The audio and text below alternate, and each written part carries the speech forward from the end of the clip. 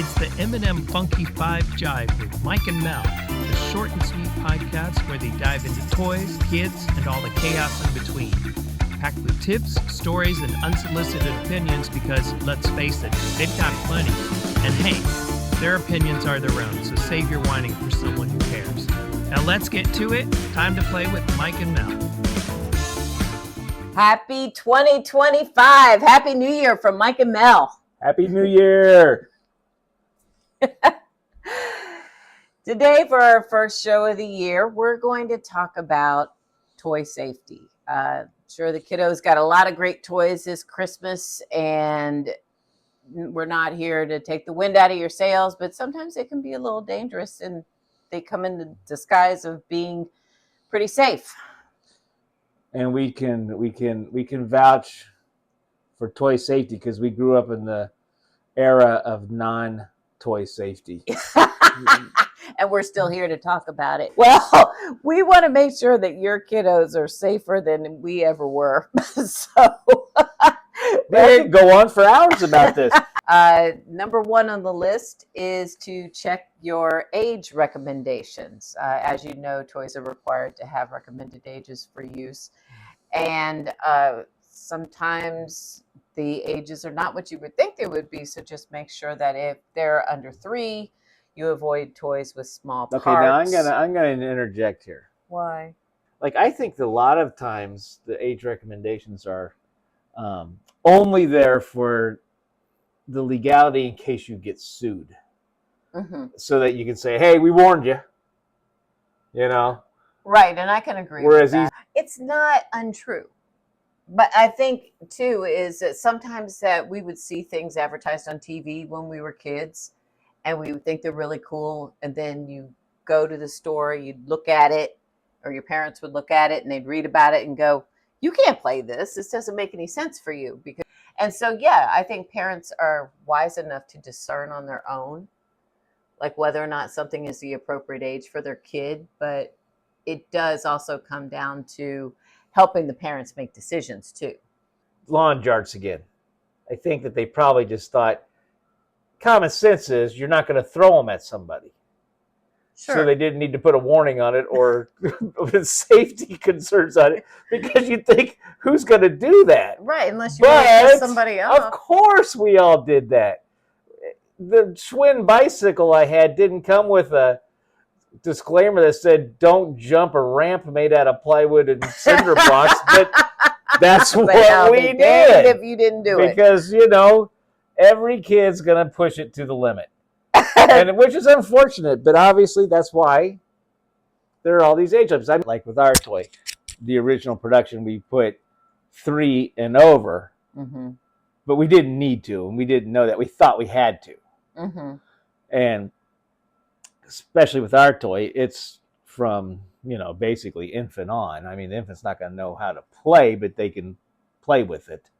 Eventually. Well, no, they can play with the game. They can hold it. They can, yeah. It's non-toxic. It's safe, whatever. Right. So it's, they can mess around with it. Right. But, to actually play the game, it's going to be 3+. But for us, any age, it's appropriate. True. To some extent. Right. It's just the quality of how to play. Right. Okay, number 2 is to look for non-toxic materials. So obviously there's some safety standards in every country where you can't buy a game on the market that has toxic materials. So not really sure why this was part of the list outside of common sense, and is probably more about legalities than anything else. It's common sense. Yeah. Every kid puts stuff in their mouth. Right. But common sense is not too common sometimes. Well, not with kids ever. Well, yeah. But some adults don't have common sense either. So you got to kind of label it for them. Then we go straight to choking hazards. And straight to choking hazards. Which, of course, goes with non-toxic.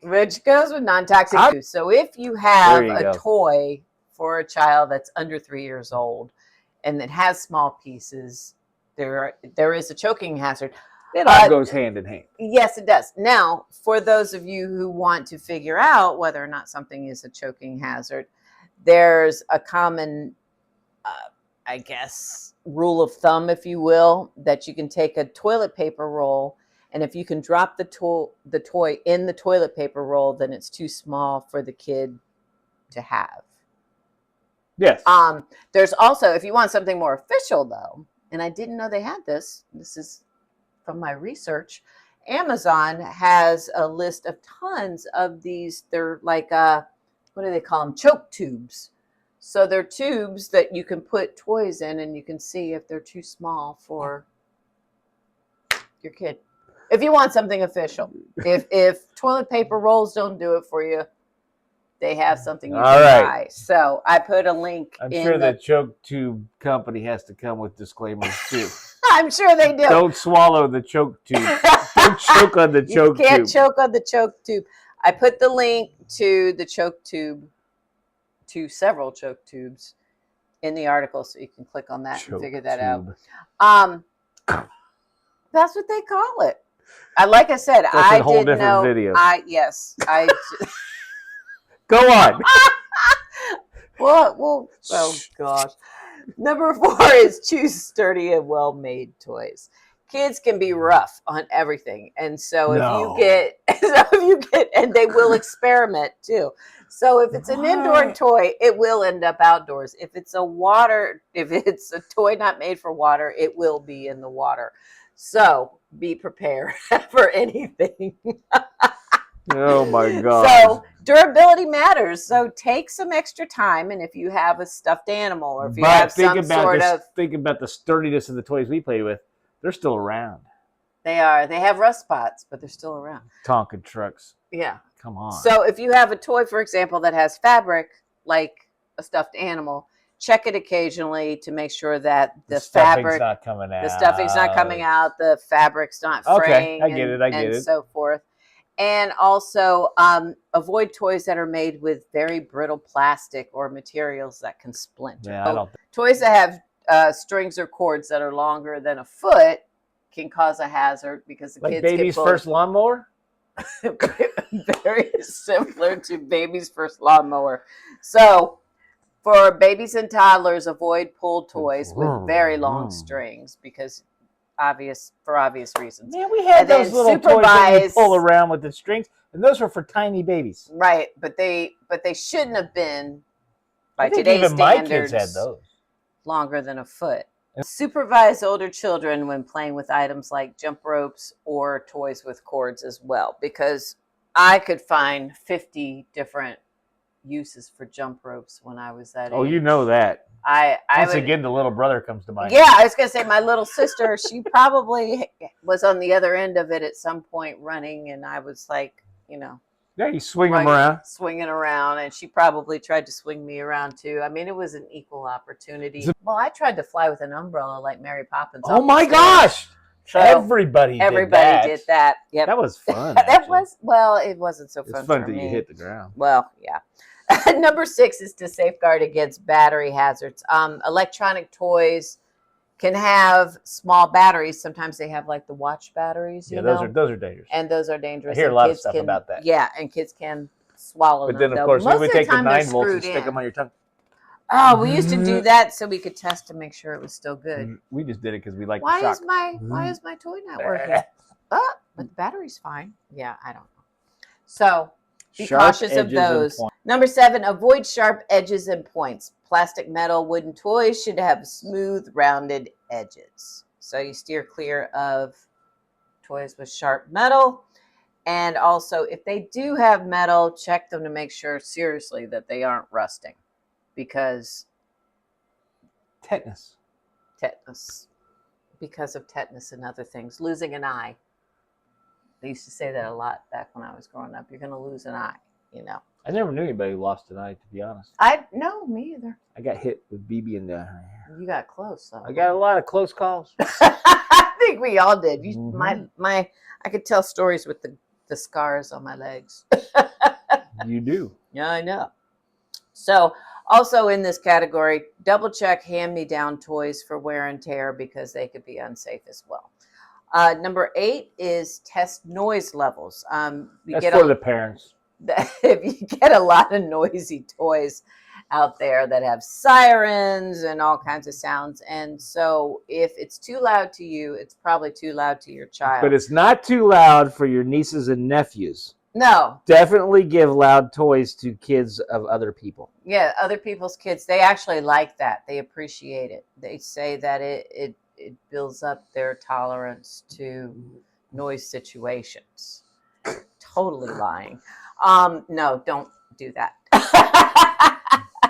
The crazy lady in the Chicka Chacka shirt told me to buy you a loud toy. So keep noise levels around. Yep. Anyway, go on. Keep the noise level, if you can, below 60 decibels. A quiet chat in the living room is probably at about 50. Highway traffic's at 70. Workplace, 80, 85 decibels. Really? A jet shaking off is 100 decibels. So I also workplace. That's a loud workplace, man. I know. That must be like factory style stuff. Maybe that would make sense like to me. Warehouse and factory. Right. Because I've worked in places like that, and it's loud. Yeah. And people wear ear protection. Right. Sometimes. So that's the kind of workplace. It's not like an office. Not like an office. Right. Well, depending. If you're working in a loud office like that, you're not doing much working. You're not doing any work. No. So I also have links your on office this. is a nightclub. That's true. There you go. They're not particular about the workplace. We've just done that whatever. too. Yeah.